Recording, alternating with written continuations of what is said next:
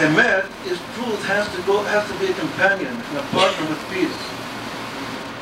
To the extent that truth and peace have to love one another. We have to love both together, and they have to love one another. They have to be two partners of merit. The truth and the peace. And the peace has to be complete, and the peace has to be on our grounds. Peace does not mean to give in. It's not a type of compromise that will go 50-50. That's not peace in the Torah. Peace is not ceasefire. Ceasefire is no peace. Sometimes after a ceasefire, there are more casualties than before the ceasefire. That's also what we're experiencing now in modern Israel. After a so-called ceasefire, there can be more terrorism, individual after individual, that all adds up to more casualties than before the ceasefire. So it's clear that peace is not ceasefire. It's also clear that peace is not coexistence. Because once more, coexistence is not love. Coexistence is hatred. Hatred, we're talking from the other side. We're a loving people. We don't have to speak at length how loving a Jew is in his nature. And here we see that a Jew is such a loving and such a merciful soul, an individual, that he's even often blinds himself to reality with a blind desire to be good to people who are just trying to stab you in the back. So once more, peace cannot be coexistence either. Coexistence which breeds hatred from the other side. Peace is peace. Peace is love. The Torah says that ultimately, our ultimate objective is love, not first love between ourselves, between the Jewish people itself, the different factors within the Jewish people who are most misunderstanding of one another nowadays, especially. And ultimately, love of all peoples. The Jewish soul is not out primarily to be bad against anyone. The ultimate is good for all mankind. But the all themselves are willing, if we would be strong, they themselves, another piece and another piece and another piece, which never satiates them at all, but they want peace after peace. But so this was all to explain the verse of the ha'emet v'hashalom ehavu, that peace must go together with truth. Now one more concept of truth is that truth is a vision that the Jewish people, Knesset Yisrael, possesses as a universal soul, and a vision that every Jew a little bit can assume and realize of what our true wish of a rectified future is, and then to begin to act in accordance with that goal, that ultimate ambition of the Jewish people to reach our true end, which is peace, which is truth and peace in love together. This is now going to be the topic of the talk this evening, in Mirza Hashem. That was now just an introduction. And what we're going to try to outline this evening is a model based upon the T process. How the Torah sees a true peace process. Because these Sfirot is a flow chart in Kabbalah, as we'll explain. We'll try to explain it a little this evening. And one level and one light proceeds from the preceding level in light. And it flows from one to the other. And once more, this is a model of any true process that takes place in reality. So certainly it should serve as the perfect model of the Jewish soul, the Jewish mind, of how to achieve peace even under the conditions, the present conditions that we live in. Taking into account all of the problems, why is this peace process, why from the secular world and the secular leadership of the country did this peace process begin? It's because everyone knows that there are problems. There are Arabs living in the land of Israel. What should be done with the Arabs? There are a lot of problems. What should be done with the Jews also? There's unemployment, all kinds of problems, economic problems, Aliyah, not enough Jews are returning to Israel, even though, thank God, we have millions of Jews already in Israel. But what's happening with everybody here? Why isn't everybody here in Eretz Yisrael? It's another problem. And there are a lot of problems that we face now. So if there is some true model of peace, that a true model of bringing peace is a true model of bringing redemption, redemption to our people and redemption to the whole world, the model certainly has to relate explicitly to the problems that we face in actuality. But from the eyes, from the perspective of Kabbalah, it's clear that just as any other process, it has to proceed in accordance.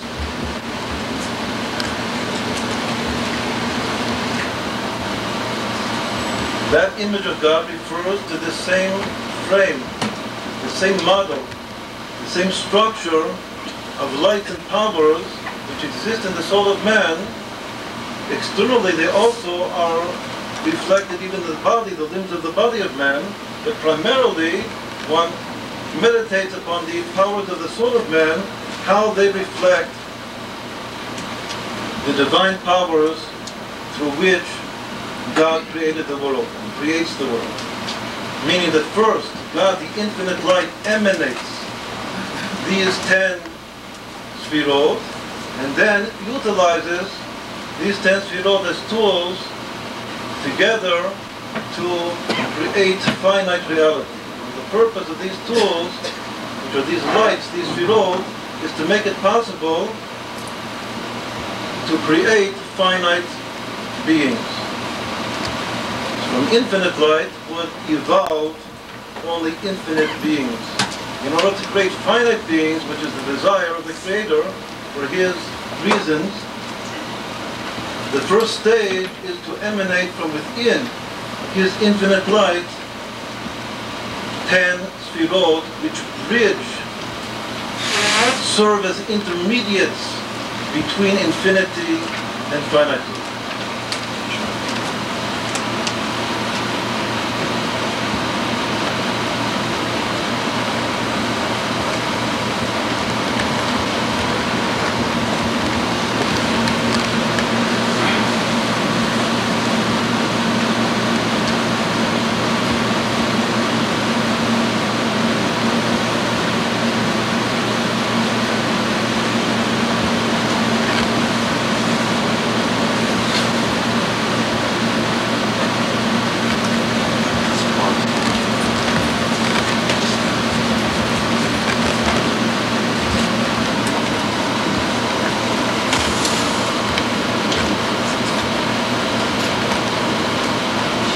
I've written the words, which are the basic terms in Hebrew, on the board. I'll read them and translate them.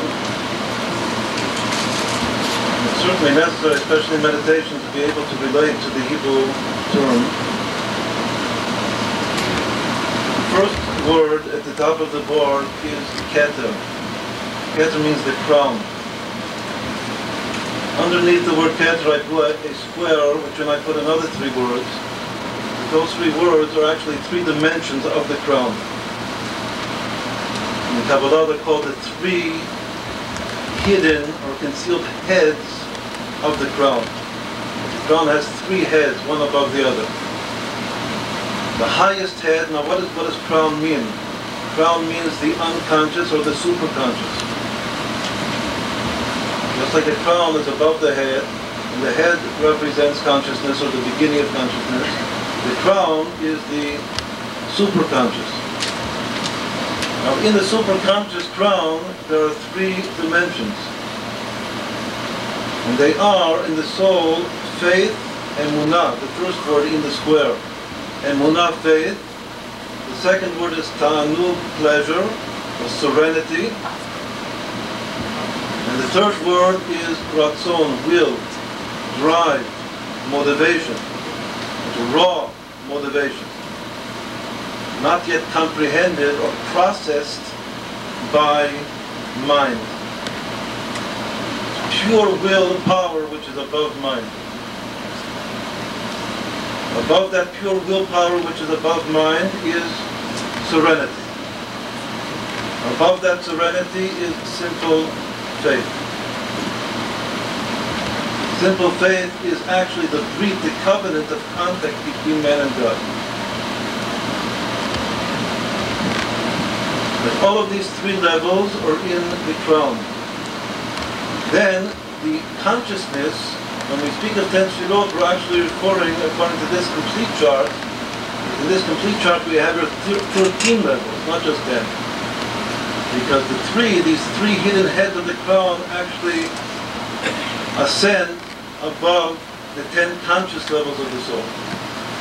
So the 10 conscious levels of the soul divide into three categories: the mind, the heart, and action.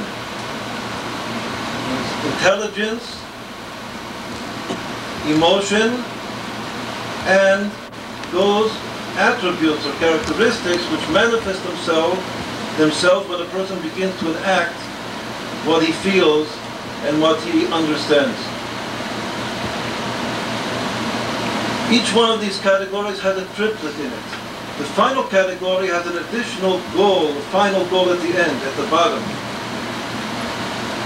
In each triplet, there is one power to the right and one to the left, and then one as acting as a synthesis, where the right and the left are relative to one another as thesis and antithesis, and then they balance and combine as a synthesis, which is the middle.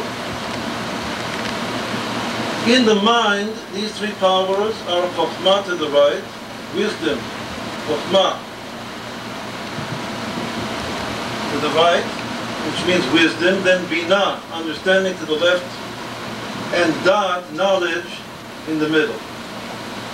And I'm not going to explain it too much because we're going to use this as an example, a model for actually to create, but this model is the power of creation. What we are trying to do today, and this is what the Jewish people must face, and this is once more the trial. The trial that we're facing today, can we create a rectified political platform, a plan of action, a process which will aspire to reach true peace. This false peace is just a girui, just trying to make us reach or to make us need to see the way to true peace. Once more, we have the three powers of the mind, the right and the left and the middle are called wisdom, understanding, and knowledge. Then the three powers of the heart, of the emotions, are called chesed to the right. Chesed is loving kindness. Gvura is might, or courage, to the left. And tiferet is beauty. Beauty usually refers to the attribute of mercy, of empathy.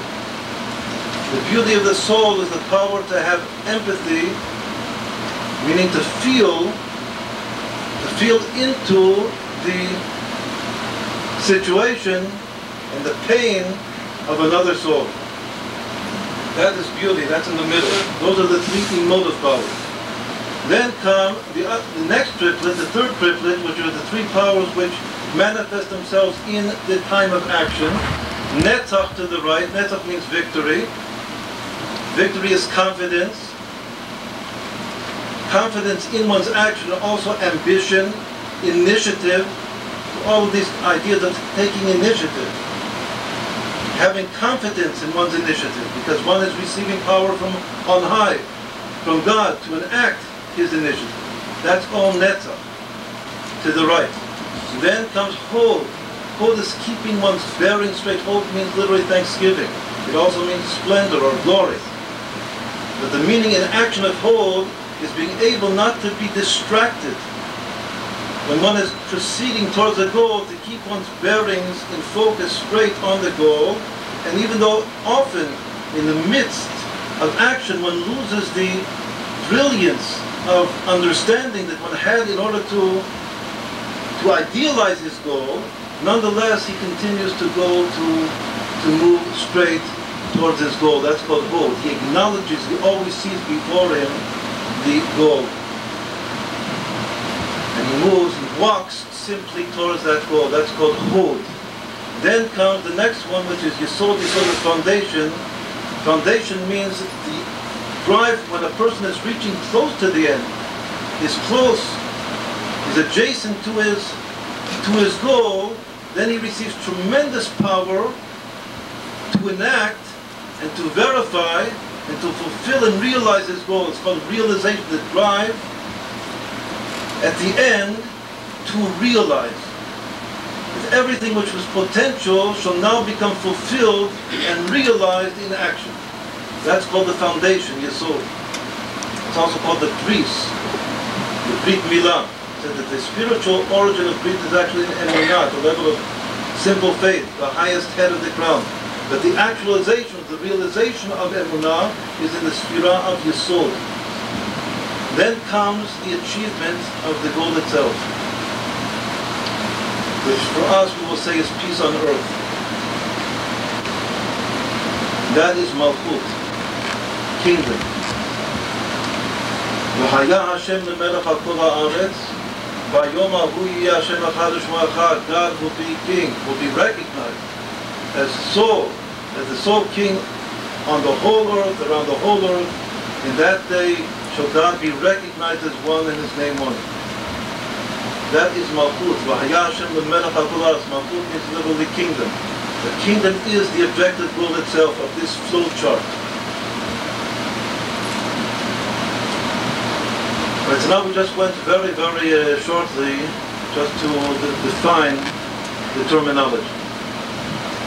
Now, as we will explain, if we have actually 13 levels, because the superconscious itself possesses 3 hidden heads, and then there are another 10 conscious levels.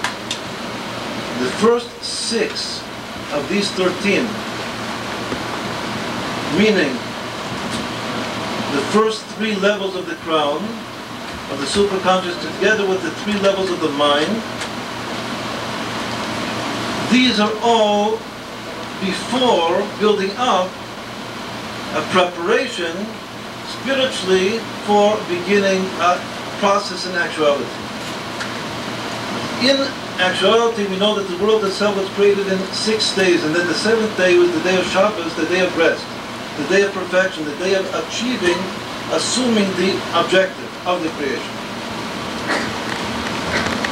The 7 days of creation begin in Kabbalah from the Sfirah Chesed, from the heart. Meaning that the first 6 levels are pre-creation. Pre-creation means as part of the process, it's a preparation for creation. The creation itself begins from Chesed, from loving kindness. The light that is created on the first day, Yehi Or, let there be light, is the light of Chesed, of loving kindness. Then comes the firmament of the second day of creation, which is Gvura, might, the power to divide and separate between the higher waters and the lower waters, and so forth. With each of the 6 days of creation, as explained, expounded in length in Kabbalah, is this process, this flow, through the 6 Sfirot, Chesed, loving kindness, might, beauty, victory, acknowledgement, foundation. Then, the 7th day is reaching the perfection of the purpose, the ultimate purpose of creation.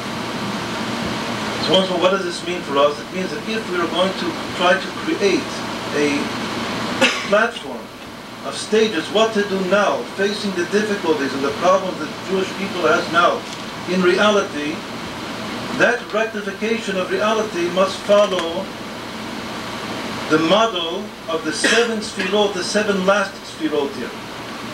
Meaning that the first thing that we're going to have to do in reality, in order to begin a process towards true peace, is Chesed. Is some form that this we have to try to understand. Some form of loving kindness. Any true creative process, according to Kabbalah, must begin with love. We can't begin with force. Force comes to balance love, to put love itself in proper perspective, to make it possible for love to endure.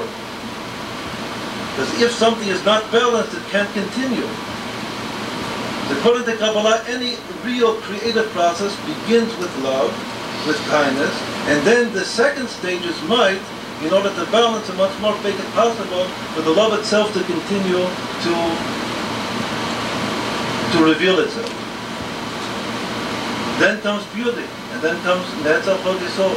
So this is going to be now the topic of the second part, after the break. We'll soon take a break. Is to actually try to think what are the steps that we should assume, or should once more present to ourselves first of all, try to clarify for ourselves a true political platform now for the state of Israel, and thereafter for the whole world, beginning with Chesed, ending with Malchut. The beginning is kindness, the end is kingdom. But now, what we have to explain, what are these the higher levels? The higher levels are stages of preparation. So now let's go through it in short, how these concepts relate to this creative flow, but now it's still a flow, an inner flow. So until that, it's still an inner flow of preparation before one begins to enact in actuality. The first level is emunah. It means a person has to have some dream, some vision of peace and perfection. The famous statement of one of the great Hasidic sages, Rabbi Yitzchak, probably everyone has heard, the most loving figure maybe in the Hasidic tradition, Ahavat Yisrael. He used to say that every single Jew experiences on the Shabbat before Tisha B'Av, which was a few weeks ago, a vision of the third temple. That's why it's called Shabbat Chazon. After that, we use Chazon Yeshayahu. Yeshayahu means Yeshua, salvation. Every Jew in his soul, and that Shabbat, the Shabbat before that precedes the destruction of the temple, was Tisha B'Av. As all teaches a general principle, there is always remedy or healing to the soul before a smack or a destruction or a disease. Makdim refu'ah the makah. And that refu'ah which precedes the makah is Shabbat Chazon. And every Jew in his inner eye, the inner eye of the soul, envisions. Most of us were not conscious of it. But even in the superconscious, there is, in the highest level of the superconscious, at this level of faith, every single Jewish soul envisions the true redemption and the true temple to be built. So here also, a Jew has to study Torah, studies the inner dimensions of Torah, Kabbalah, Hasidut, and one more and one less. The more that you study, the more it can become conscious. The less that you study, the less it's conscious. It remains in the superconscious.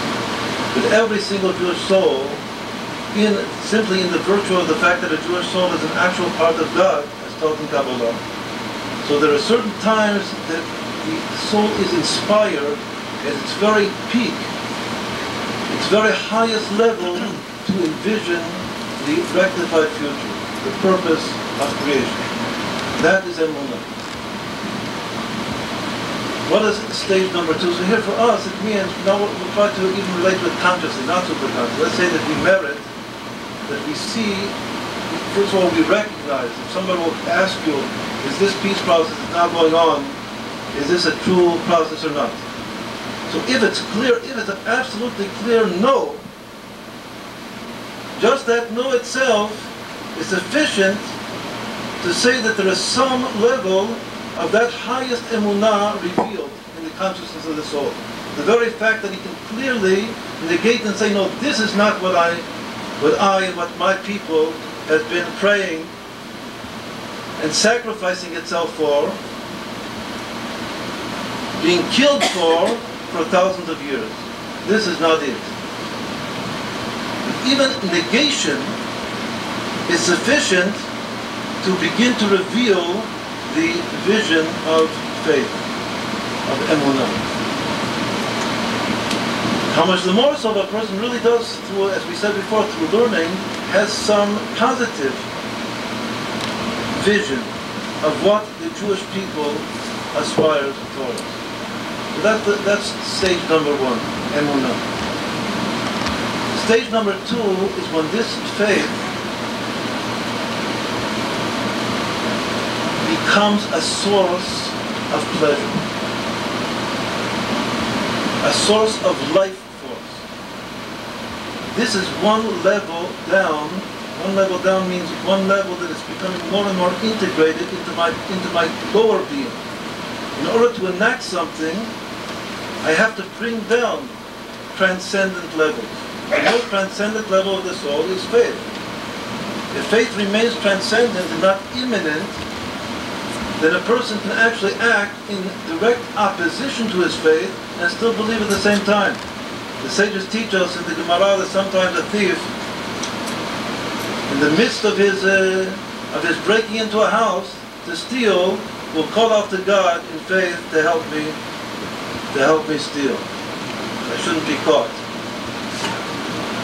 This is a classic example that a person can have very, very few. This thief has faith. He prays. He cries from the depth of his heart. It has no relation to his actions. He can be doing exactly the direct opposite of the will of God, and at the same time be calling to God to help him in his theft.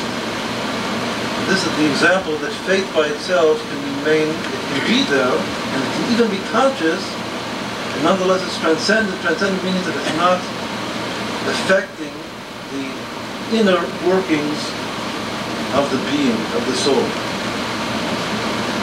The first stage of integrating faith into one's being is that the faith becomes a source of satisfaction, a source of pleasure. If I so meditate on how would one reach this, that he meditates on this. He meditates on his faith until he feels that the faith is enlivening me, is giving me life, a source of life. What does it mean? So this is what I'm living for. This is what my life is all about. This is what our lives are all about. This is the destiny of our people. For this reason we were created. To bring this about, it becomes full of life from this faith. That's stage number two. It's still in the crown. Then when a person brings it down and begins to feel life deriving, flowing from his faith, stage number three is that it becomes a source of relative to the finite human being, infinite volition and willpower that this must come about. And I must be a part of the story of this coming about, of this happening. But for these three stages, or the first three stages, they are all the levels of Keter, of the crown. First, a vision of faith, and then that vision becoming a source of life. Once for a feeling that this is what I am created, this is what my life is for, and this gives me life. And then if that's the case, then all of my super-rational willpower is directed to achieve this objective. My willpower, I try also to ignite other souls. That all of our willpower should be directed solely to achieve this common objective of the Jewish people. And this was now the crown, three levels of the crown. And what happens afterwards? Wisdom. Wisdom is the first inkling, the first insight of the process to be. At the level of the crown, I just had a vision of the future. And the vision of the ultimate future gave me life, and also gave birth in my soul to tremendous volition to achieve this goal. But there is no plan. There's no rational plan how to achieve the goal. The first inkling, the first insight or flash, wisdom is always considered to be a flash across the consciousness of the mind, a flash of insight that there is a process, and that I can come to know and conceive of a process. A process means what is step number one, what is step number two, how many steps do there have to be? That first insight of the process itself, that is chokhmah, that's wisdom. What is understanding? If a person has wisdom, and the wisdom is not yet flown to become understanding, binah, then he has insight in himself that he's absolutely unable to express himself and to explain himself to another human being. He can't say what he knows, or what he has seen in his mind. Often he can just remain quiet. Si'arta chokhmah shtika, shatak rav. Many times even a great scholar, a great sage sees something and knows that this is the truth, but he's unable to express it. If he's unable to express it to another person, it means in Kabbalah that he is experiencing chokhmah, wisdom, but he is unable yet to bridge and to bring that wisdom into a state of understanding. The understanding is the inner integration of the mind to the state that one is able to explain himself fully to the other, to the outside world. So once more, reaching the next stage of understanding is the analytic process of understanding, that you understand yourself and you're also able to stand up here and tell people what you think the process should be. That's understanding. And once more, the process has not yet begun. The inkling of the process is wisdom. The ability to explain and to rationalize the process, to make sense out of the process for others, is understanding. And then comes dat. Dat is the knowledge. Knowledge means concentration. The concentration, after the inkling, the lightning flash is there in your consciousness. And then you understand it and integrate it to the state that you're able to expound upon it and teach other people, and once more ignite other people that this is a real platform, this is a real thing. We're talking reality, not just theoretic. That's understanding. Then when I and you and the other people that have come to understand this goal and this process begin to concentrate together how we go about beginning the first step, that concentration on the goal and on the process, that's called dat. Dat is after something is comprehended and understood, then one concentrates upon it in order to make the ball start rolling. That is called dat. Right, so now what we explain, now we'll stop here. We explain the first 6 levels of this flow chart, which is the basis of all of Kabbalah. Just theoretically, we did not yet mention at all what this means practically. Just said that the vision, even before I know how to do it, that's all at the level of the crown. And then myself receiving the insight of what shall be done and being able to express it, and then our concentration, our imminence to bring it up, to begin to bring it about, that is Chabad. That's called Chokhmah Binah Dat. But then just exactly what it is, step after step, that is from Chesed until Malchut, and that will continue with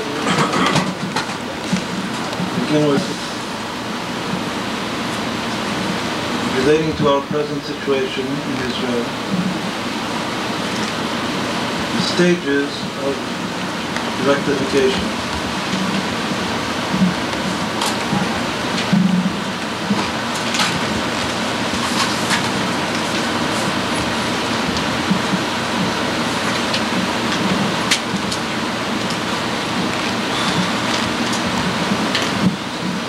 Just one more general comment. It says in the Xasidut, Kabbalah, the tzaddik is the one who gets right the order of stages.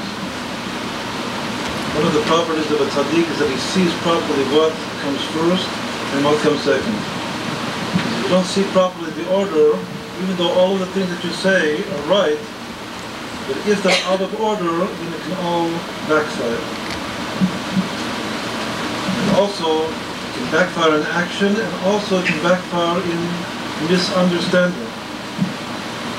It is completely becomes unclear what your true objective is.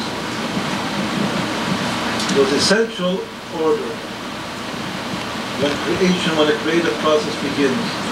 And that chush, the sense of order, especially here in a political situation where there are tremendous obstacles along the way, that is the sense of a tzaddik.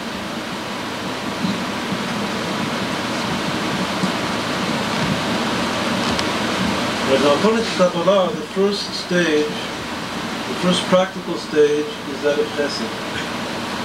Chesed means being good to people. Because you love people.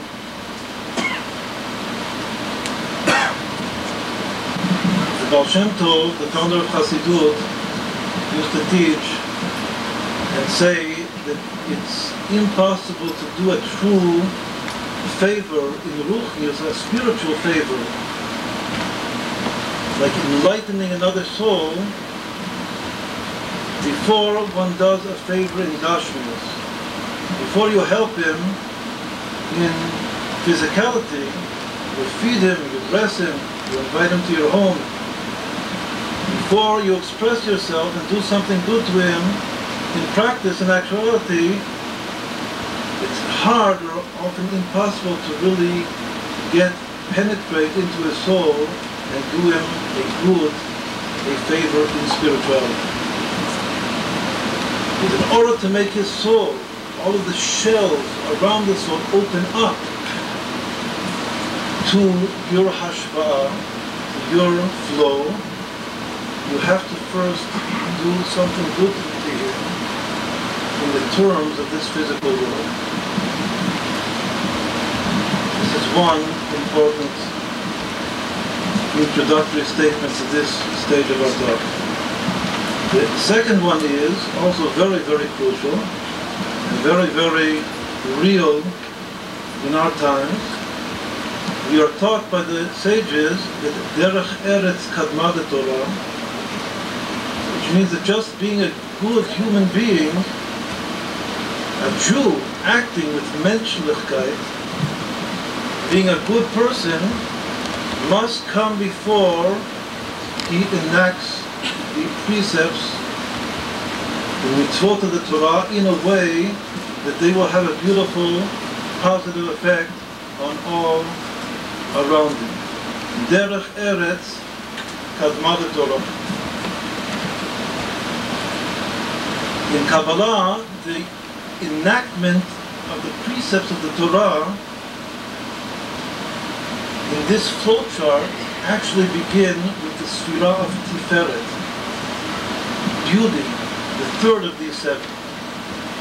Just as the Torah was given in the third month, which is also Tiferet, the month of Sivan, Matan Torah, after Nisan and Iyar, those months that the first month begins with the exodus of the soul, the redemption, the liberation of the soul, and after the liberation of the soul, then the work, the service of the soul is to rectify its derech eretz. That's why in all of those 6 weeks until the end of the 7th week, which is Chag HaShavuot, we study Pirkei Avot.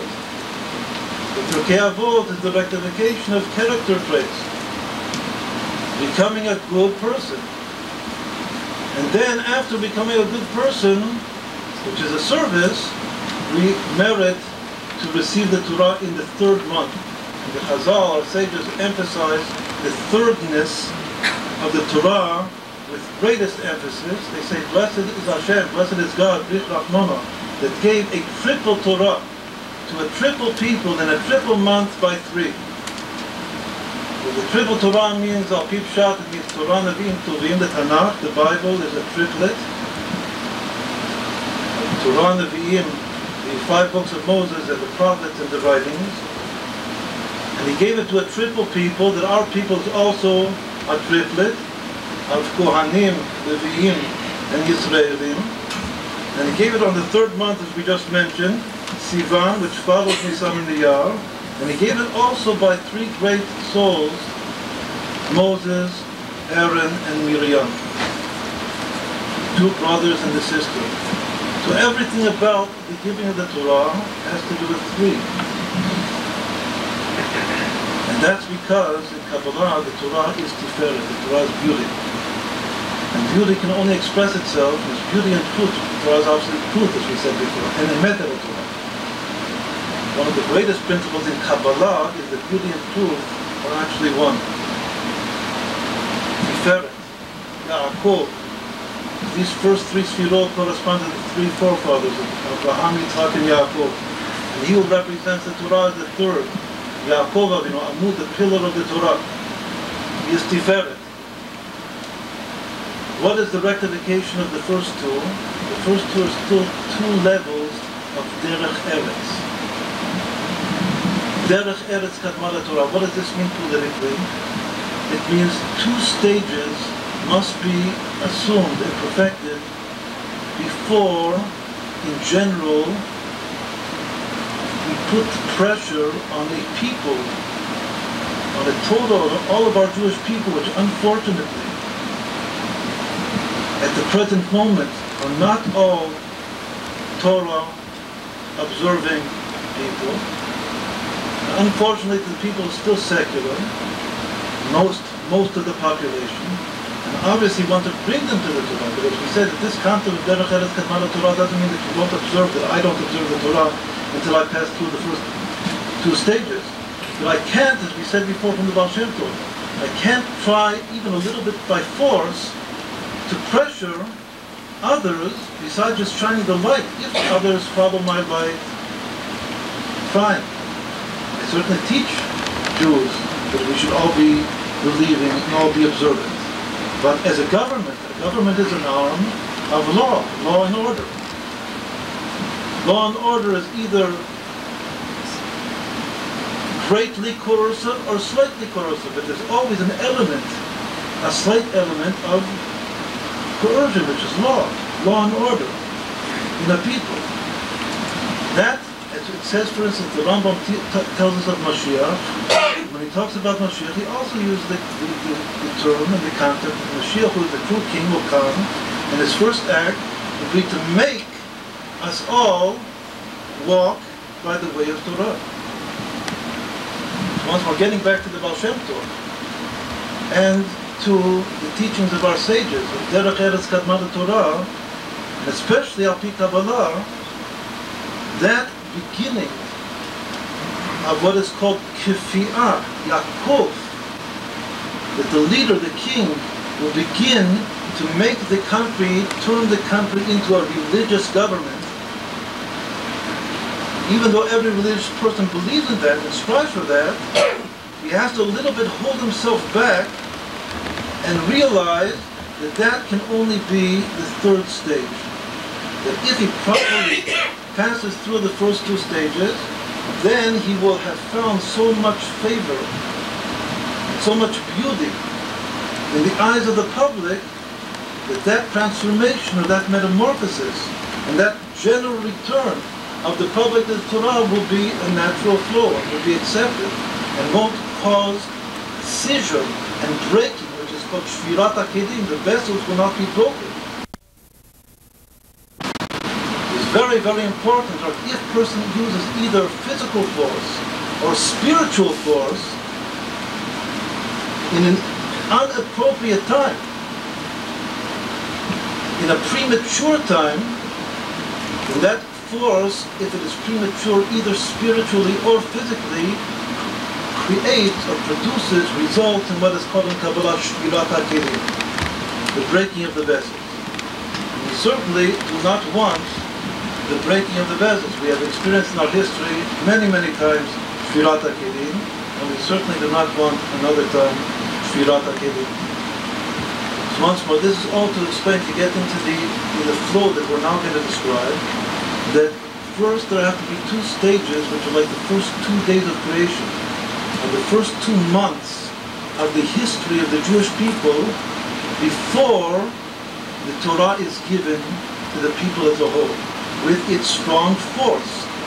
Even at the moment when the Torah was given, also there was a coercion. Kafa alehem har kikikit. Says that Hashem took the mountain, Mount Sinai, and put it over the heads of the people. And if you receive the Torah and live by the Torah, good. If not, this will be your grave. Only afterward, in the time of Esther and Mordechai, did the people receive the whole Torah, the written Torah, as well as the oral Torah, with good will.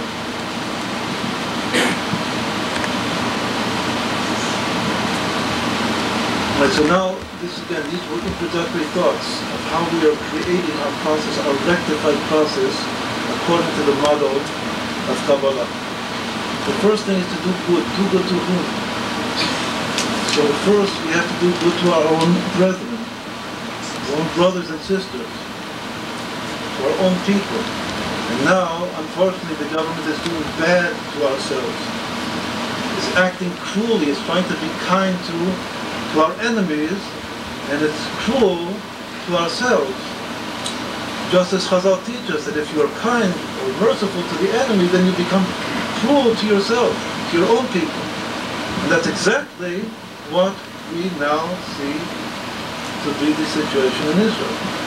What does cruelty mean? Cruelty means that you can't live where you want to live. You can't feel connected to your own land because you're not allowed to live there. And even houses that are built already, the government won't connect the electricity and so forth and so on. You can't move into your house. You bought a house, it's ready, and you can't move in since this present government came into power. Another even more terrible thing that is not just in Judea and Samaria, in the Gaza Strip, throughout all of Israel there's tremendous unemployment. Why is there so great unemployment? Because of the Arab labor. Without any direction, any education of the government to promote Jewish labor. Better to have hundreds of thousands of people unemployed than to promote Jewish labor. Taking away Arab labor. The Arabs don't pay taxes.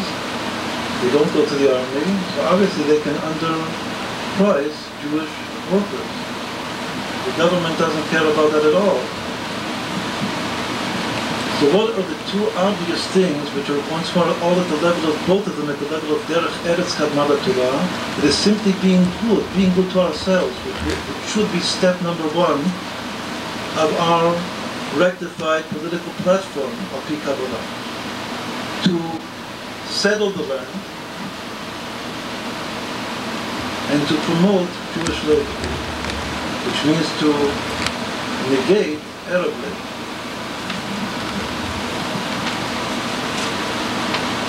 In short, again, I'm not going to go into this at length. I hope very much that people will try to think as I'm talking about these various stages. And afterwards, we'll have questions and answers. So just very much in short, step number one is goodness. So the first thing also about the political presentation is that our first objective is to settle the land and to promote Jewish labor. Step number two is gvura. It's might, which comes to balance, kindness. Once more, it's here might at the level of Derech Eretz. What does Derech Eretz mean? It means utilizing might in a way that makes sense, makes good sense to any rational human being, whether Jew or non-Jew. What makes perfect sense, using a strong hand to any rational human being? Putting down terrorism. Not now talking yet about the Arab problem in general, we're just talking about terrorism. Putting down terrorism. Capital punishment, and immediate capital punishment for every terrorist. No rational human being does not understand that. It's totally absurd and irrational not to do that. Once more, step number two is putting down and totally putting down what is called the intifada. There's no reason that this intifada should have existed for more than one day. And even one day it wouldn't have existed if the Arabs wouldn't have known previously that we're not going to do anything about it. We're just going to let people throw stones and hurt people, and then little by little it becomes worse and worse. But no rational government on the face of the earth would ever be cruel to its own citizens and permit terror to take place in its country when easily, very, very easily, for the good of everyone, less Arabs would be hurt, and certainly less Jews would be hurt, if a strong hand would put down totally terrorism. Once more, that is clearly step number 2. And that is Gevurah. That once more is Gevurah at the level of Derech Eretz. You don't need Torah for that. Just like you don't yet need Torah, you need faith. I mean, if a person asks, why am I here in Israel in general? Why do I like Israel better than New York? Then I have to say that I'm a Jew and I really believe in the Torah. And I believe that this is my place. And this is our promised homeland. And that's the reason I'm here. That's the reason I want to settle the land. It's clear that everything is directed by the makif, by the surrounding light of Torah. But the acts are purely rational and human acts. That if this is our land, we have to settle the land. We have to work. We have to promote labor. If this is our land. And if this is our land, we have to put down terrorism. That can't go on. It doesn't go on here. There is a crime all over the world. But any police system and any army is always attempting as hard as it can to put down terrorism. In Israel, it's not the case. In Israel, the army is instructed to turn the other side, to turn the back to terrorism. For the sake of peace, sacrifices of peace, quote unquote. But these were the 2 first stages. And once more, these are totally rational, human things. And if we begin with Chesed, now let's make one other important point. Why does Kabbalah emphasize that we have to begin with the right? Beginning with the right means begin with kindness and goodness. Because even when you do what rationally is accepted, you say that anybody understands that you have to kill a terrorist. That makes perfect sense to any human being. But even that itself, the Jewish way is that might itself has to be incorporated and integrated within the previous hand of Chesed. Chesed and Gevurah are 2 hands. The left has to be included within the right. Just like the Kohanim and the Leviim are subservient to the Kohanim. The left has to serve the right. But in this world, it's very most important the left be under the rule of the right.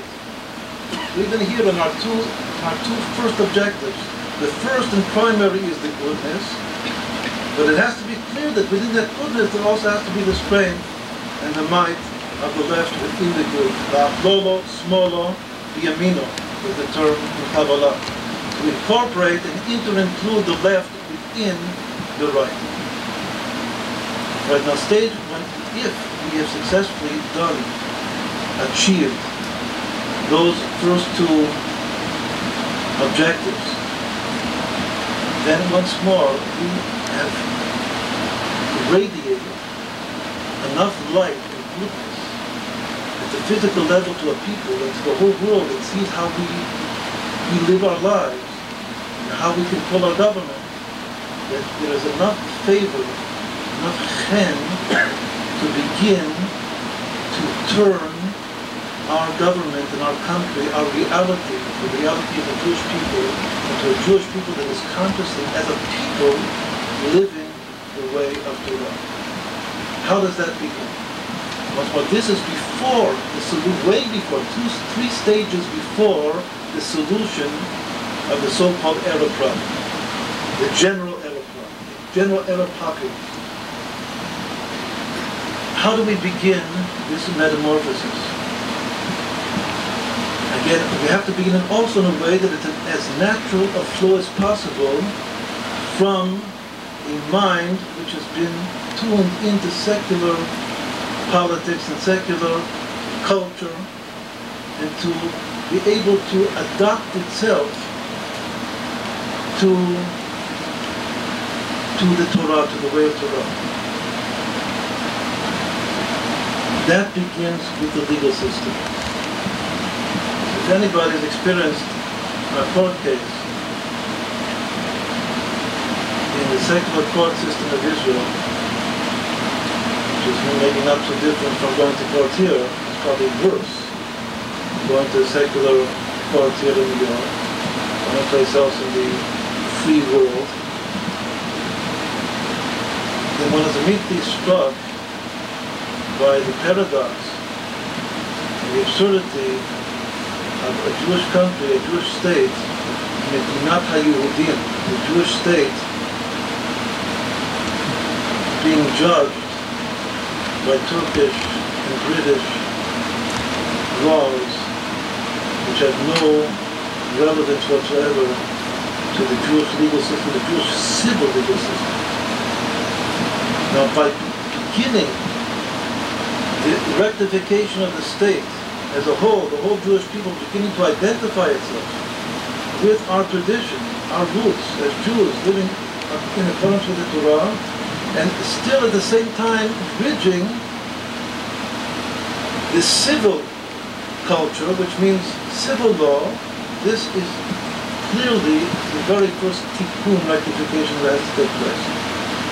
But it has to be recognized that here we have an objective, even before you become religious, that if you have a financial problem, any problem that you have, it shall be judged according to the rules of the Torah, which are for anybody, even once or even for a secular mind. If they are described properly, they are infinitely more beautiful and more acceptable than secular law. So as a state, the first thing that the state should assume in order to become beautiful, tiferet, and begin to walk the way of the Torah, is Torah law. At the civil level, before we talk about Torah law at the religious level. That is that should have happened from the beginning of the state. If the state had any Jewish conscience to it whatsoever, it should have said, we have our law system. Well, we have to continue judging people by British and Turkish law. Other than law, that's ridiculous. Where is the Jewish pride? Jewish pride says that the law comes from the Torah, from us. Even if you don't observe all the 630 commandments. But civil law. Why judge as a goy when you can judge as a Jew? So this is Tiferet. This is the first stage of making the state become really a Jewish state, and not a goyish state. Step number 4 is Netzach. Netzach in Kabbalah is the right leg. The next one, the 5th one, is the left leg. The imagery of the Kabbalah, the left leg is a power that takes one upward. And the right leg is the power that takes one upward. The left leg is the power that allows one to descend. It also pushes things away or outside of itself. In general, it says in our sages teaches that the left, whether hand or foot, is the power which pushes away evil. Whereas the right, either hand or foot, is the power which brings close and attracts good to itself. For us, the right leg, as often is explained in Kabbalah, represents Aliyah. The power of the right leg, which is victory, represents the Aliyah, the return, the ascent. What does Aliyah mean? It means the ascent of the Jewish people to recognize and want and to, in actuality, come back to our land. The way to explain the fact of the present crisis that Aliyah is weak, especially here in America. Whether conscious or unconscious, whether religious or not religious, every Jew has his doubt, someplace deep down, or sometimes it's on the surface, of where am I going? Why should I go to Israel? Is Israel really my place? Is it really my homeland? Is that the way it is right now? Is that what I am aspiring towards? And very often the answer is no. Why? Because it's right now it's not a Jewish state. Many thousands, hundreds of thousands, millions of people are returning. There are enough people there to make it a Jewish state if we would want, we desire with truth. But so long as it's not a Jewish state, it's not acting as a Jewish state, so it's hard to come here and tell everybody that now is the time to pack your bags, no matter what, and with love and self-sacrifice, return to Israel. The time that will come by itself automatically, the gravity, that all Jews will be gravitized and drawn to Israel, is when Israel begins to truly become a Jewish state. The beginning of which is when the law itself becomes a Jewish law. After the first two stages, that the two derech eretz stages of being good to ourselves and putting down terrorism. If we put down terrorism, then physically people should not be afraid to come to Eretz Yisrael. Now many people will say, well, justify, rationalize to themselves why they don't go to Israel, and maybe not there for a trip, because they're afraid. It's certainly clear that no Jew should be afraid to go to Israel. Not to be afraid, that's step number 2. But to really be drawn with gravity, the soul of the whole people should be drawn to Eretz Yisrael, that depends upon stage number 3. The state begins to be Jewish. And then comes level 4, the true Aliyah, Arza Alima, that we go up with joy and with desire to our land, our Jewish homeland. Now comes level number 5. Level number 5 is the first time that we're trying to come to grips with really what is called the Eretz problem. The simple reason that there is no justification. If we want to go deeper, to delve deeper, to understand the reason why right has to precede left, both at the level of the hands, which is Chesed and Quran, the level of the feet, which is Netzach and Hod, it is because without the right there is no true justification for the left. If we talk about it, let's talk about the extended borders of Eretz Yisrael, from the Nile to the Euphrates. When is there justification? Not just justification for the world at large, even justification for us ourselves. The justification is only when all of our people is so much in love with our land and so desirous to return to our land, and there are so many of us, Baruch Hashem, came here to, that it takes this whole territory to suffice for our people to live, to settle. There's a tremendous demand, and people are returning to Israel, and people want to live in these places. And if anybody goes to Israel, there's wide open. This country is a very small country, as we all know. But still, when you take a car ride through Samaria, through Judea, you see wide open spaces, uninhabited, nothing. They're just waiting, just begging for the sons, the children, the sons and the daughters. When are the sons and the daughters going to return to enliven these wide open territories? Just begging for it, crying for it. The justification for actually dealing with the Arab problem is only when there is augmented, enhanced aliyah. There are many Jews in Israel, and these Jews consciously want to inhabit this land. And now, the right serves as a justification for the left. This must always be the case in Kabbalah. Not only an external justification to the eyes of the world, but even a true internal justification. Without the right, you cannot assume the left. Now what does the left mean? Here, at the level of the feet. If our feet come in, then our feet which come in have to push out the feet of foreign inhabitants, which hinder our ability to live and prosper in our land. Now, how does this itself take place? The sages teach us that this takes place itself in 3 stages, but the 3 stages are 1 and then another 2, which are together.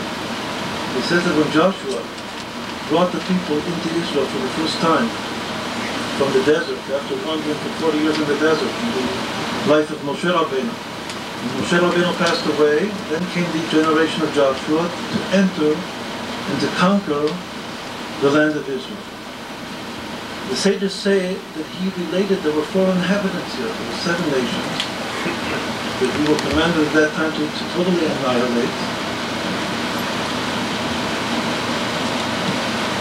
Even so, it says that his approach to these nations was 2 suggestions of peace. Even Joshua, as we now in our days, we should certainly make it clear that we now in our days are not commanded to kill all of the Arabs.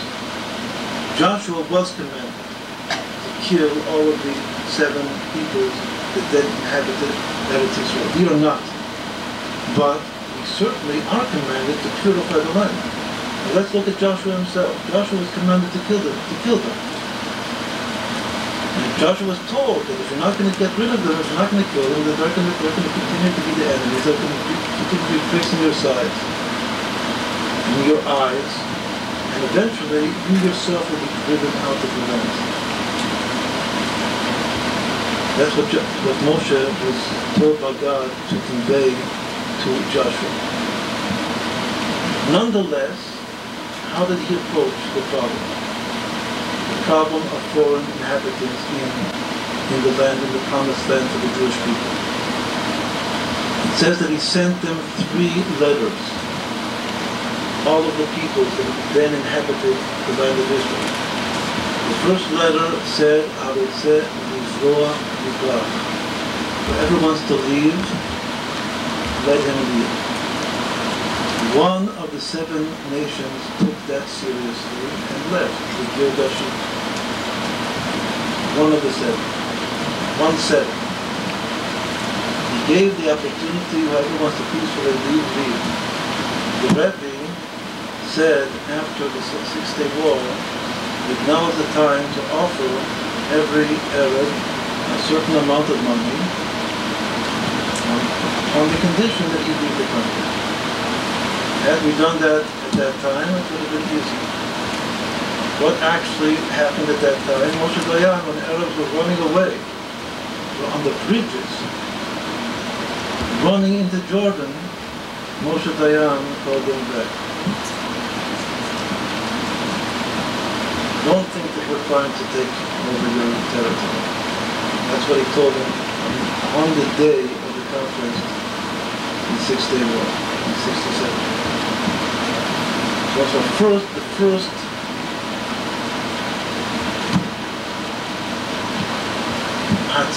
proposal to the non-Jewish inhabitants of Israel is leave peacefully. Leave peacefully once more, even if you give them money. That's good. If you have the money, give them money and have them leave.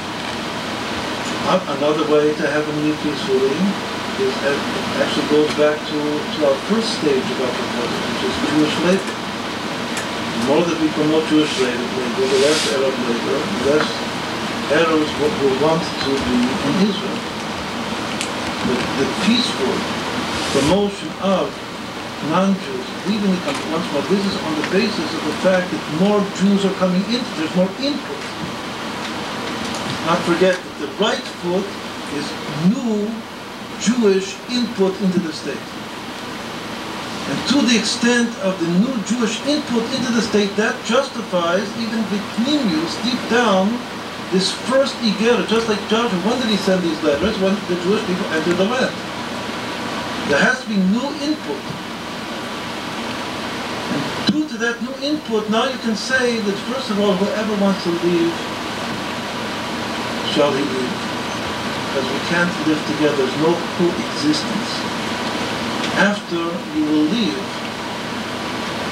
after we will be able to rectify ourselves in our land and spread the light to the rest of the world, maybe we'll even call you back to be what's called a Gertu Shav. We'll explain in the continuation. And we're not against Goyim. We're just for doing God's will to rectify ourselves for the sake of the world. Our purpose is for the sake of all of humanity, all of mankind. Sometimes if you want to help somebody else, first you have to define yourself. If you don't define yourself and rectify yourself, you're not capable of helping someone else. So this is hold. Hold means driving out foreign matter. Kabbalah, and this is a pure image from Kabbalah, that the secret of hold is even in the body, the ability to extract foreign matter. That is the power of hold, which is the fifth stage. And once more, the justification for which comes from the fourth stage, which is the new, augmented Jewish input. Then comes the sixth stage, which is the soul. What were the next two letters that Joshua sent to the people? After he sent the first letter, he sent the first letter and he said, whoever wants to leave, leave. And one nation took that and left. Then he sent another letter. The second letter was, whoever wants to make peace, may he make peace. And the third letter, whoever wants to make war, make war. Now those two, the second and third letter, both Alpi Pshat and Alpi Sod especially, are two sides of the same. First of all, we have a very, very clear definition here of what the Torah means by the word peace. Because when he said to these people, he sent the second letter and he said, whoever wants to make peace, come and make peace. So making peace was no compromise with the truth. Making peace was not ceasefire. Making peace was not coexistence. Making peace was total subservience. Making peace was giving up all religion. Believing in the Torah given to Moses at Sinai for the benefit of the whole world. The Torah has in it 613 commandments for the Jewish people, as well as 7 commandments for non-Jewish people.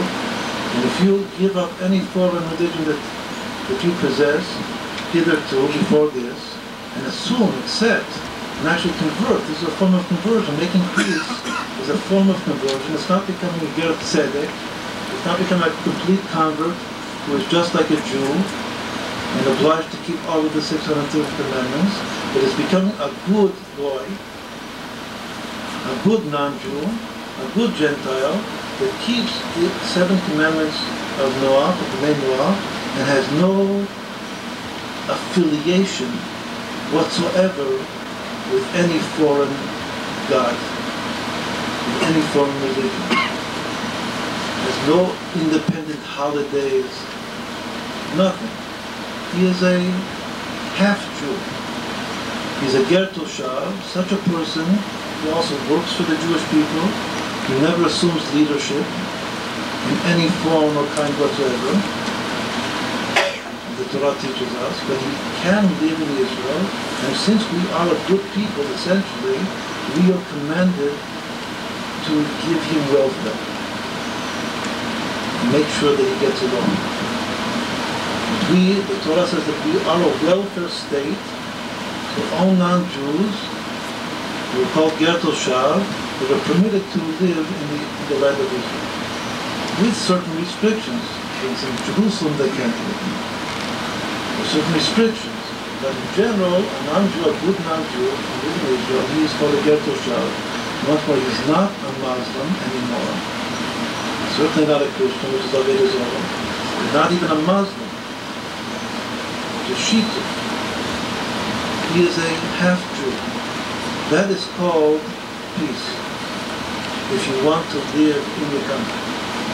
So if you want to make peace on our grounds, on our terms, good, great. Bevakasha, Kadima. Harotze lahashlim, yashlim.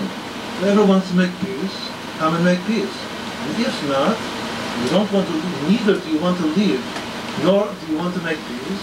Harotze la'asot milchama, la'aseh milchama. If you want to make war, then we're certainly ready for war. Now this concept of war and peace, as we say, first we precede the suggestion and proposal of peace before war. This in Kabbalah corresponds to the foundation, the Sfirat Yesod.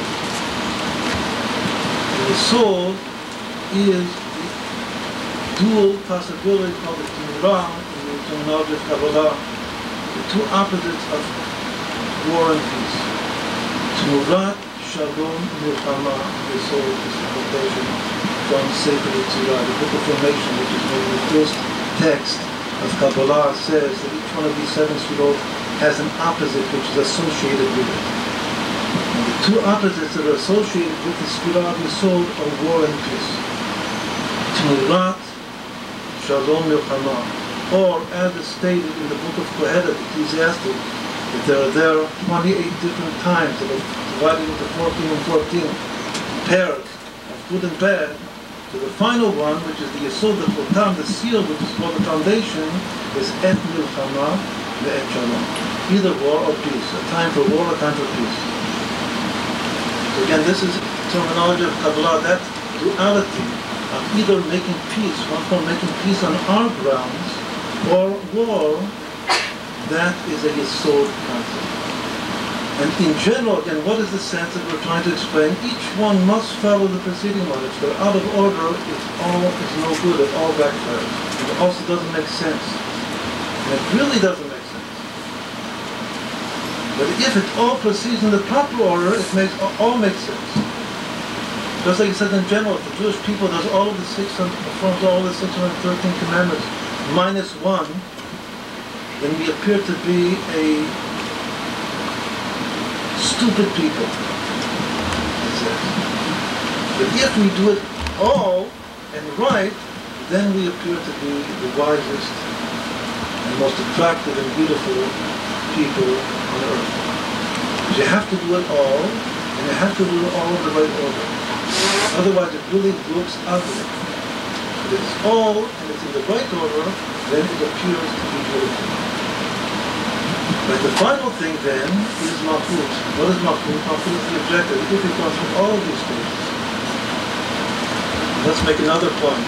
That when we spoke of the third stage, which is Tiferet, if we said first of all to be rectifying the country and turning the country into a Jewish country by assuming Jewish law, a Jewish legal system, that was the beginning of Tiferet. That's the beginning of making the people live by the Torah. As we proceed step after step, further dimensions of affiliation and commitment as a people, as a nation to live by the Torah come one after the other.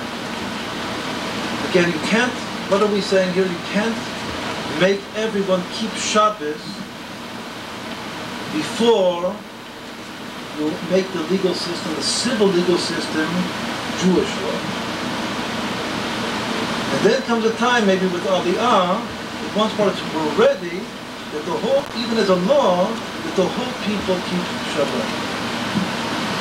This comes stage after stage, but the beginning of Tiferet is the civil legal system.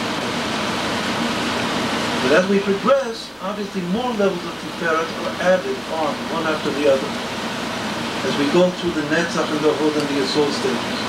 And then we're ready for Malchut. The Malchut is when we live totally according to Torah. This is the Yichud. Kabbalah, the essential marriage and union is that of Tiferet and Malchut. But when Tiferet has progressed sufficiently, it reaches Malchut, and when we're living completely by the Torah, and we have defeated all of our enemies, and the country has been purified, and we're all there and we're all living there, then comes the time of the true ultimate end and purpose of creation, which is the temple, God dwelling in the temple in Jerusalem, and the light shining from the temple. And then it also becomes clear that Rambam says who is the Mashiach. Only at the very end, when we reach Malchut, then we know for sure that there was a soul that was actually directing this whole process. Very often it's clear who the soul is from the beginning. According to the Rambam, Maimonides says very clearly the seal of who the Mashiach is only becomes absolutely clear at the end of the process. You can't say for sure until the end. What is the end? The destruction of the temple, the return of all the Jewish people to the land of Israel, the spreading of the light of Judaism, the goodness, the mercy of Judaism to all of the world, that all of the world come to recognize that there is really only one God, and that day Hashem will be the king of the whole world. He will be one and his name will be one. So this was now going through it once more very, very in short, what is the model, based upon the model of Kabbalah, what is the political program and platform? What are the orders of the stages? And of course, it was clear to all of us that we were actually relating to the real situation of Eretz Yisrael with all of its problems, for the Jews in Israel, it was the diaspora. This was not done. What's their question? It's interesting that so law is would be the first step. Instituting Jewish civil law would be the first step in starting this process. It's the third step. Third step? The first step is making the country consciously Jewish. It is the third step in the process. There's going to have to be two steps of just being secularly Jewish. Step number one is being good to the people, economically and physically. Step number two is putting down terrorism. And the third step. Okay, and can I backtrack and just ask you about the second step for a second? Putting down terrorism by capital punishment, for example. A lot of the terrorists are kamikaze bombers. They're suicide bombers. They obviously don't care about their lives. Okay, so that's easier. But there are a lot that are not like that. And now, thousands of terrorists have been released from prison. You're sending back murderers into the public. It's absurd. What's the difference between what Joshua did, when the second offer that he made to the Goyim, say you want to make peace, stay and live with some restriction, like you said, to what Moshe Dayan did with the Arabs? He called them back and told them, stay, be good, be Israeli citizens. Everybody heard the question, what's the difference between your Joshua and Moshe Dayan? Don't you think maybe it was a mistake then, back then, to offer them to stay? The idea with the peace means giving up one's culture altogether, one's religion altogether, becoming totally subservient. You can't assume any official responsibility, because now in the Jewish government, in the parliament, there are Arabs. According to the Torah, an Arab cannot be a representative, any responsibility, public responsibility whatsoever. And when Moshe Dayan called them back, he called them back to coexist, not to make peace. It's one of the basic points that we are trying to make, to understand this evening, that coexistence in a certain way is the opposite of peace. Not only is it not peace, but it's the opposite of peace. But based on the two religions, the Islam and the Judaism, it's obvious that one goes to the right, one goes to the left. I don't see coexistence in these two ways, because they from the first day a Muslim person study about something, he study how to kill the Jews and to go against the Jews. So how can you make a peace with him? What I'm trying to say is maybe the mistake started over there. No, again, because I mean, how can you train them to be like you? I mean, they totally. Actually, there is something correct in what you say. It says that God is actually a miracle that no one took that second offering. Nobody. Except the Ginzburg that actually tricked him. It says there was actually a miracle because maybe for the real reason that you say, that it wouldn't have, what are you saying? That piece, no matter how we would have restricted them, wouldn't have been for real. That's what you're saying. That's right. So actually it says God also agrees with that. For that reason, at that time of Joshua, none of them, there was one people that took the first offer, and none of them took the second offer. Yeah, when we're speaking of terrorism, are we speaking of, let's say, Iran with its millions and all these various countries that train or teach people to hate the Israelites, to hate the Jews? I would assume that if anybody in Israel could figure out a way to do away with terrorism, that such would have been done. I mean, it doesn't seem to me that anybody there is saying, well, let's do it halfway, this way, that way. There must be, what are we dealing with when we're dealing with terrorism? We're dealing with an overwhelming numbers of people who are potential terrorists. Potential terrorists. I agree with you. Every Arab all around is a potential terrorist. Rabbi also said so. So that all of the inhabitants of Jerusalem, the Arab inhabitants, all the Chablim, all terrorists. Nonetheless, at the second stage that we talked about, we did not mean that. We're not talking about the potential terrorists, we're only talking about the real terrorists for the time being. That's something that we said that we're trying to define a system, a sequence, that is the first two stages of which are totally understood to the whole world. It makes sense to everyone. For instance, if the Jewish army would go in and find the murderers in Argentina, and do away with them on the spot in Argentina, that would be 100%. Everybody, the whole world will get up and clap its hands at the heroes of the Jewish army, and we can do it because we've done it in the past. We've done things like that in the past. We can do it right now. But if we would be a proud people, we're the strongest army and the wisest army in the world. And we could immediately do away with the terrorists, whether it's in New York City or in Argentina, wherever he happens to be, or Los Angeles, wherever he happens to be. That's exactly what we should be doing. But now we're not doing that. Not only we're not doing that here, but we're not doing that there. We're not protecting our own people in Hebron and all of the settlements in Israel, even in Jerusalem, no place. Rabbi Ginzburg, everything what you have said in the past has been told by the late Maya Kahane. He prophesied that this was going to happen, and I think the situation we're into right now is because Israel is too afraid of one thing, and that is world opinion. That's why we have become a people whom no one respects and no one fears. It's like you read in the paper, when an Italian gets beaten up, he gets his people with sticks to go after the people. When a Jew gets beaten up, he goes to JDL, he goes, to the AJC, and they have a conference about it. Dialogue. You know, a dialogue about it. It's like when Yaakov Rosenbaum, when people see that they can step on a Jew with impunity, they will go further and further. That's why we're not respected. I doubt if it's in our lifetime this is going to ever turn around. Why if not? it does... If you understand this, and I understand it, everybody else understands, why not? But I have to happen. Again, you already mentioned that, the idea and the aura, let's say, that we are trying to radiate now is the ideology or the final vision.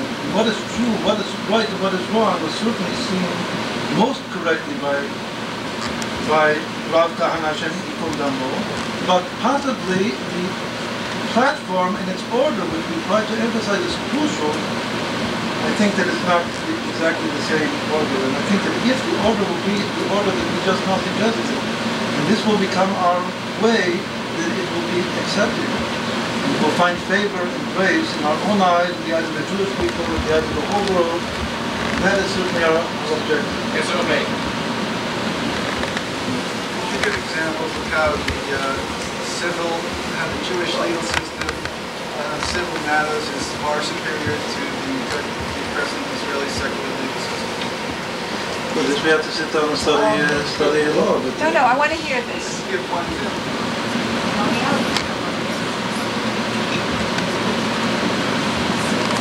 start with any law, any civil law on the earth. Like the Rabbi Shalmini opened up the Gemara, every Jewish child, when it's Baruch Matzia, and Matzia is what a person does when he finds a loss. And certainly this is the most beautiful thing that has no corresponding concept in civil law whatsoever, or showing anything. Pick a law. Pick a law and see how the Torah relates to this law. It is possible to go to what's called Jewish border rules. If two people have an argument, and if both of them desire and agree, they can go to a rabbinic court. Just that, unfortunately, also the rabbinic courts in Israel are not so, not so perfect. But every law has a completely different perspective and beauty that's coming from the Torah. And now, it's very important to say that this actually Rashi himself says. Right after the Torah was given, the next parasha is called Mishpatim. Eila Mishpatim, which is called Parashat Dinim in the terminology of Chazal. These are the civil laws. And the very first verse reads, Eila Mishpatim Ashatatim Mifehem. These are the laws that you should place before the people. One of the interpretations of this verse is, and Rashi himself brings it. Rashi is shot, the literal level of the literal commentary of the Torah. He says that even in a case where the law is the same, your question is, what is the difference? I said that almost every law has a difference. But Rashi himself, in the name of Chazal, says that even in a case where the law is identical, it is a chilul Hashem, a desecration of Hashem's name to judge by non-Jewish law, the non-Jewish system. It's a sanctification of Hashem's name that the law should be judged by the Torah. What's one? It's Jewish pride. That's more important even than the difference. If we have this system, if you have anything good in your system, you're getting it from us. You got it from us. Everything depends ultimately on our own backbone, standing up with our own pride. If we have our Torah, we believe that this is God-given, and that the most rational civil law is God-given. And this is the sanctification of Hashem's name. That's what's essential. Even to the extent that it doesn't even matter if it's the same thing. So the truth is that it's really most everything that has a different side to it, and it's much more beautiful coming from the Torah. You said yourself that you don't do things out of order. Since the Mashiach has not yet come, and since Israel, like you correctly said, really isn't a religious state yet, is it maybe possible for political, calculated reasons to do as the government there is doing, to give back some of the territories, to give them some autonomy, where they're the majority, to appease them? They are the minority. The majority in Israel is not based on the Arab vote. It is not a Jewish majority. It's unfortunate, since it's a quote-unquote democratic system, so the vote that the majority stands on now in the present government is the Arab vote. But certainly this is a logical continuation, conclusion, like the last page of secular Zionism. This is what it all built up to. It's not really that Rabbi is the problem. It's all of secular Zionism from the very beginning. This is what it all led up to. And now we see the bitter end. But they themselves, either consciously or unconsciously, also realize that this is the last page. This book and this story of secular Zionism cannot go on. It's breaking down. Now what you're saying once more, this, you used a phrase in the beginning of the talk, that everything has a corresponding picture to it. Like a monkey in the face of a man. This is the quotation. So it's clear that if a person has a vision of what true peace is, this is the opposite. This is just what we don't want. It's hepech hakavona, is an expression of it. It's the opposite of the true intention. If a person has emunah, that initial point of vision. So you can't say that this is, God is true, God has his ways. But also the very first statement is that if a person has in his mind a true objective, he realizes that even when God does things which are not in line with the true objective. These are trials and tribulations for the sake of us becoming stronger in our recognition of the truth and more desirous to realize the truth. Yes,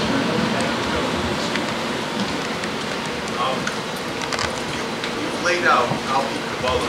I can't hear you. On the speaker. You've laid out Al-Pi Kabbalah, process, order, whereby if certain things are instituted, then we can achieve the final end of Yui HaMashiach B'Shleimus. But the problem I find is that because reality, Al-Pi Teva, everything seems to run in cycles, and once it becomes a cycle, it establishes inertia, then there's something has to come to break the order so that all these things that you've laid out very nicely can be instituted. And it seems to me that only a voice that can unify, that can call to the depths of the hearts of the Jewish people, and thereby awaken them, whereby when an issue becomes laid before them, they automatically respond as Jews to that. That seems the only thing that can bring this about. Okay, I agree with you. But the problem is, up until Gimel Tammuz, the only living voice was Lubavitcher Rebbe.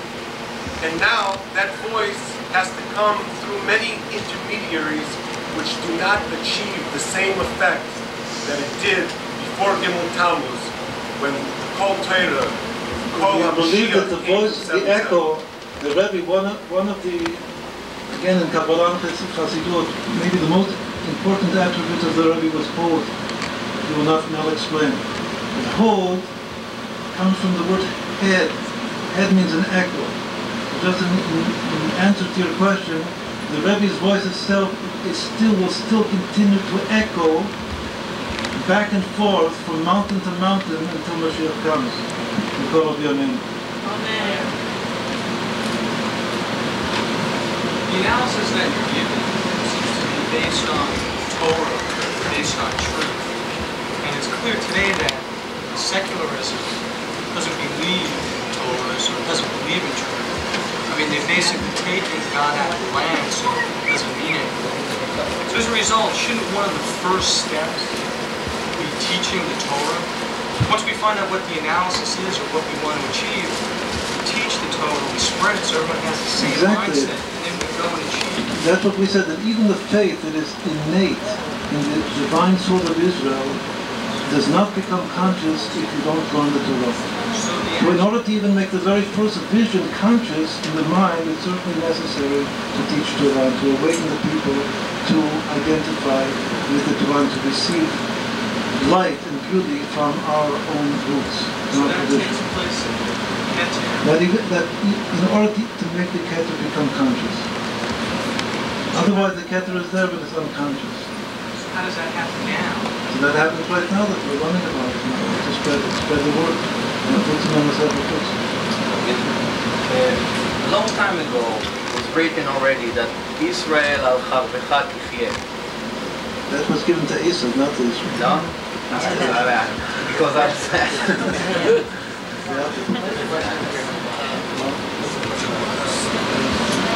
You say that the first step is chesed. So how is it that we get the people who are living in Eretz Israel now, who are mostly secular, to start to love each other? Because there's so much hatred among the Jewish people. They're not qualities for now. They're hating each other. The religious don't like the secular don't like the religious. Sephardic, Ashkenazi. There's so much strife. There's so much. The question is, thing is chesed. You know, obviously saw at the beginning. That's definitely exactly what we meant. Now we find so much of the opposite. So how do we begin? So it's clear that everyone has to first say to himself, if you say that the religious hate the secular, the secular hate the religious, so who are you? Whoever you happen to be, start loving the other side. That's number one. So everybody has to begin from himself. So as soon as you begin from yourself, the verse says, "T'mayim apanim apanim," that love is a natural reaction. Just like you look into a mirror, look into the water, the face is reflected. If you love someone, the love is reflected. The secular world doesn't like the religious world because it's getting negative vibes from the religious world. The whole idea of Hasidus is that it should be positive vibe from the religious world when people start to love one another. And certainly the chesed for a religious Jew, for a Chassid, means certainly not to blame the non-religious world, just the very opposite. To blame ourselves for the very existence of the secular world. The secular world just exists because of the fault, the flaw of the religious world. It all begins from us, from who has consciousness. And it comes all, it comes within us to give love and protect, and project it to the other person. A lot of things that you said were a little bit anti-government. A few points that you said that were not kind to my knowledge. It didn't sound like love. It did not sound like love to me, and I do believe that if we give love, and if we give it only in our Kabbalah, that it will somehow get somebody with 100%. This is the conflict of the paradox. That when to create a government, there has to be law, there has to be order, there has to be punishment, there has to be Torah, there has to be a left. The concept, as the term for this in the Kabbalah is binyan hamalchut min hagvurot. That if you want to construct a government, to build malchut, it has to come from the side of force, of Torah and might. This evening we have been trying to explain that might has to be incorporated into and included with interest. The great motivating power has to be chesed and love, beginning from love within Israel itself, loving one another. And if some of the statements came out with the might, which was not in chesed, that was my fault. It was the fault of the ears of the hearer, but ultimately it was my fault, because what I was trying to do the whole time is to explain that might is contained within chesed. That's the true union. La'acholo, smolo b'yamin, of the left and the right. Not only the might and clarity is Kabbalah, was that when the Torah says to destroy the Amalek, it really is not talking about Amalek people, it really talking about the suspect within us. And, and it's not really people that we are supposed to destroy. You can never, this is very important, you can never deny the pshat. And imply the thing that you do. If it says in the Torah to destroy Amalek, you can't say that it just only means the Amalek from within. It can primarily mean the Amalek from within. You can say that you have to begin from the Amalek from within, maybe. But it certainly does not deny that if there is an Amalek out there, and the Rambam, for instance, says that the 7 Canaanite nations do not exist anymore. But he does not say that in relation to Amalek. The Amalek does exist. Hitler is Amalek. Arafat is Amalek. Any non-Jew who hates and wants to destroy the Jewish people is Amalek. And we do have a commandment to do away with Amalek. It's a physical level. And this is part of Torah Chesed. The Torah is never called Torah Kibura. Torah is not an adjective that describes our Torah. Adjective which describes our Torah as Torah Chesed. A part of Torah Chesed is doing away with Amalek. And at the physical level, it doesn't mean that you shouldn't understand that it has a spiritual origin. It definitely has a spiritual origin, and it's inside of us, and we have to do the inner work to do away with Amalek. Rabbi Ginzburg, I enjoyed your approach extremely, but I think you are ignoring history facts. And how can you explain to one of the Jewish people from the millions that we are all over the world that we were kicked out of our country 2,000 years ago? When the state of Israel was established, we were only 600,000. We were a little island surrounded with a sea of ignorance, millions and millions of Arabs. If we were powerful, if we had all the people, if all the people, and there was a certain, in history fact, that people in the diaspora said that we should not make aliyah to the state of Israel, to the Palestine in those days, because we are not mature yet. Messiah did not arrive yet. We have to wait for him to proclaim the state of Israel. And the very Orthodox people in those days were very, very much against those not Orthodox people, those Zionists, that says we will go and we will establish the state of Israel. And I don't want to keep up all these people because we can for hours discuss this matter. But when the state of Israel was established, we were very few. Thank God that God was with the children of Israel. And in spite of the fact that we were few, we were fighting the mighty and the big and the armed. And I can give you figures if you would like. We established the state of Israel. When we established the state of Israel, we didn't have laws for 2,000 years. The laws that there were 2,000 years, they didn't match to be organized and to start functioning from the day we proclaimed the state of Israel. Now, little by little, I know, and I am as extreme maybe, and I am as Zionist, and I have Jewish blood in my veins as anybody here in this synagogue, and maybe a little bit more, but not less. But there is a but. Once I thought we never occupied the land, we liberated the West Bank. I never used the term, you see, the occupied territory, because we never occupied it. We liberated it. But we are not acting in a vacuum. We are acting, we are very little. Sometimes we act, we are might and big, but actually we are very small.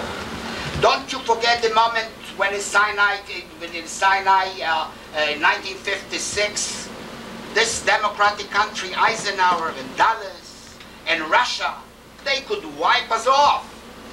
We had to admit, we had to agree, we had to bend down a little bit. I don't remember, Rabbi, with all the respect I have, with all the respect, and I do have a lot of respect to you, I don't remember that Moshe Dayan told them back. Never.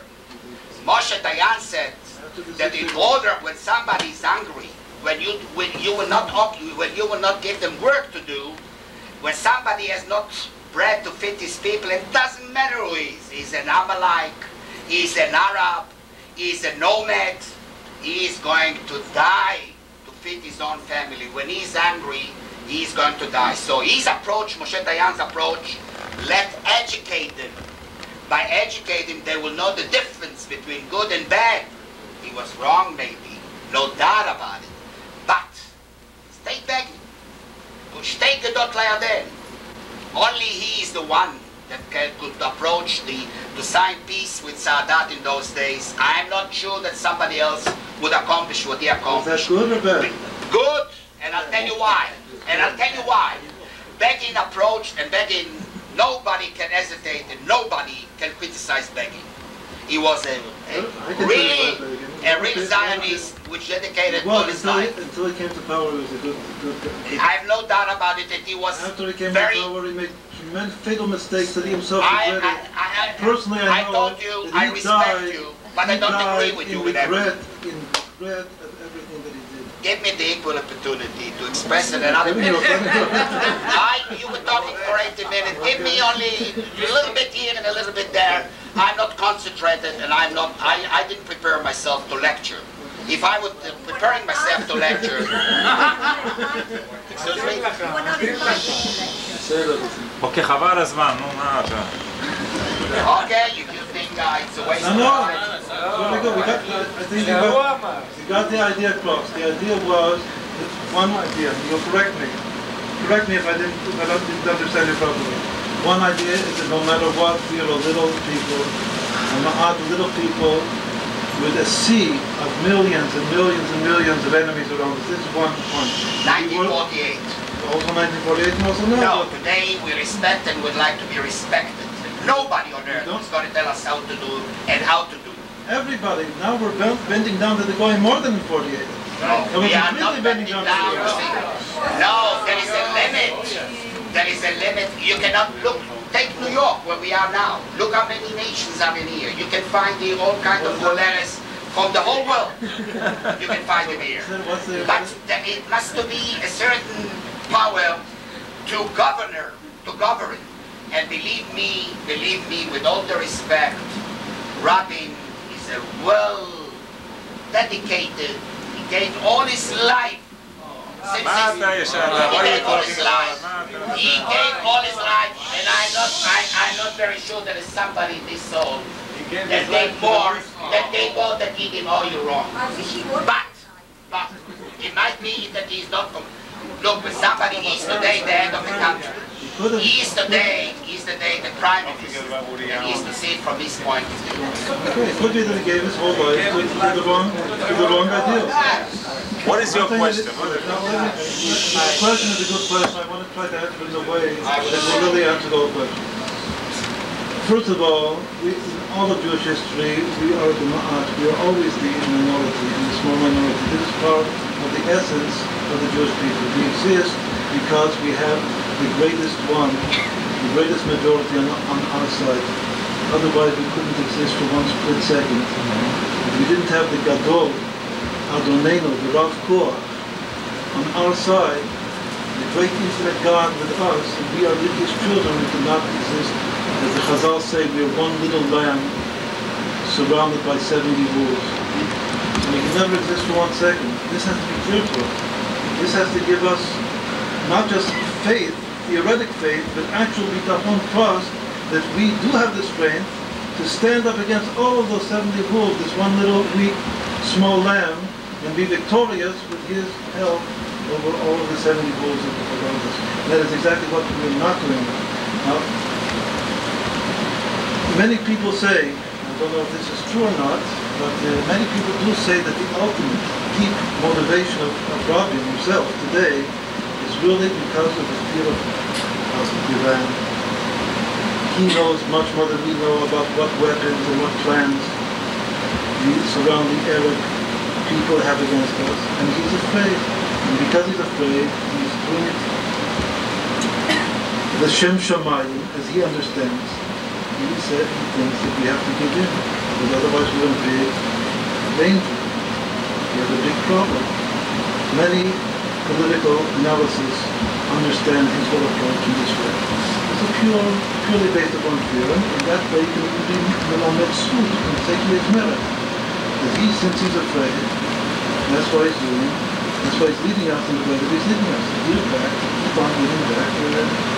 Gifts, even though you must know, just as well as each one of us know, that when you give a bone to the Arab, you give something, a gift to the Arab he wants, that just makes him want more. It just gives him more appetite. The more that you give him, the more appetite he has. He must know that. He's not totally stupid. Everybody knows that that is the mentality of the Arab world. So once our people, if we believe in God, we have always existed, and we still do exist, just because God is on our side. And God is Shomer Yisrael. And that should give us the power to stand up this little people, and this little lamb surrounded by the 70 wolves, and with audacity, it said that in the time of Mashiach, there's a famous statement, chutzpah yisrael. One of the signs of Mashiach coming is that there's a lot of chutzpah in the world. And so the peep shot that chutzpah is negative. It's chutzpah of the bad people against the good people. It's also the chutzpah of the government. The literal meaning in the Mishnah, in the Gemara, and so the other sources, that the government will be based on chutzpah. But it says in the Kabbalah and Chasilut that just like there's bad chutzpah, there has to be the opposite force to counteract the bad chutzpah. Has to be chutzpah from the Kedusha, from the side of holiness. And so we have to have the chutzpah to stand up and fight for our faith. And sometimes it even seems that naturally you're putting the whole people into danger. As in the time of Mordechai. Because Mordechai, what he did in his time, as we read it in the scroll of Esther, he put the whole people, because he stood up for his principles, he put thereby the whole Jewish people into danger of being wiped out. Nonetheless, that's what a Jew does with his absolute principles. And when he does that, God comes to our side. This is point number one. Point number two, and this is the historical thing. Someone mentioned before, someone back there said that history proceeds in cycles.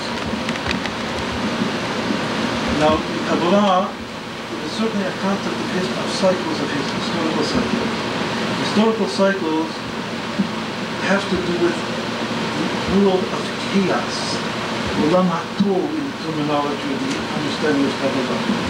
But its rectification means not surrendering to the cycles, the ongoing cycles of history, but trying to push forward some absolute purpose, an ideal, to make real progress. That is called Yosher. The terms in Kabbalah, there's a cycle called Makifim, or Igulim, and the pushing force towards a real purpose for the non-Jewish world, even philosophically, especially in the East, in the Far East. Everybody knows that there's no purpose. The purpose is even a disqualification in understanding reality. No purpose, it just keeps on going. One of the, maybe the most important element of Judaism is that there is purpose. Now, saying that there is purpose, saying is that history is not just infinite cycles, but there must be some line. Some line is called a kav, which is directing history forward, pushing history forward. And we, the Jewish people, represent the line. The non-Jewish world are the circles. And the Jewish world is the line. That is the general understanding of Kabbalah, of history, and what it has in the purpose of the Jewish people is in relation to the non-Jewish people. Now, in this line power itself, there are three stages. They are called point, line, and area. Nekuda, kav, sheta. But in this force that is pushing towards purpose, towards ultimate purpose, which is peace, and malchus, there are three stages: a point, a line, and a surface. This is not now the time to explain at length, but the general idea is that the fact that the Jewish people longed for 2,000 years to return to the land of Israel, was unable to do so before the Zionistic movement. That is called the point of the line. When you have an ideal and a purpose that you're unable to act upon it, and even to begin to realize it, you are contracted within a point. It means that the line force is contracted within one point. So actually the God, the longing of our people for thousands of years, non-stop, to return to Israel and to bring redemption and liberation, that is called the point of Jewish history, Nekuda. The Zionistic movement, even the secular Zionistic movement, is the transformation of that point into a line. But a line is still, a point is a zero dimensions in mathematics. A point has no dimensions to it, it's zero. It's there, but it's zero. The point exists, but it has no dimensions, there's no expanse. There's no borders, it has no land. If you don't have a land, you don't have any, you have zero dimensions, even though you're there, you exist in the world. That's the nature of a point. A line is a direction, a line is a vector in mathematics, in physics. It's a vector force, you're going someplace, you have some goal to achieve, but it's only one dimension. Now, the line, in understanding, in depth of Kabbalah, once more we cannot go into this now at length and in depth, the line is a perfect model for Zionism to the present day. It's a vector force, but it's one dimensional. It has no inter-inclusion of dimensions. There's no depth, it has no breadth, it has a certain length to it, but it has no breadth and no depth. We are now on a point of history, 45 years after the Jewish state. It now has come the time to add another dimension to the whole picture. That's what we're talking about. So actually it's true what someone said at the end, that this is a quantum leap. Because now we are faced historically that what we are, in general, all of this is called line in relation to cycles. That now has come the moment that we have to take a quantum leap. And the quantum leap is from line to area. From one-dimensional motion to the ability to perceive reality at least two-dimensional. As a plane. plane is already means inter-inclusion.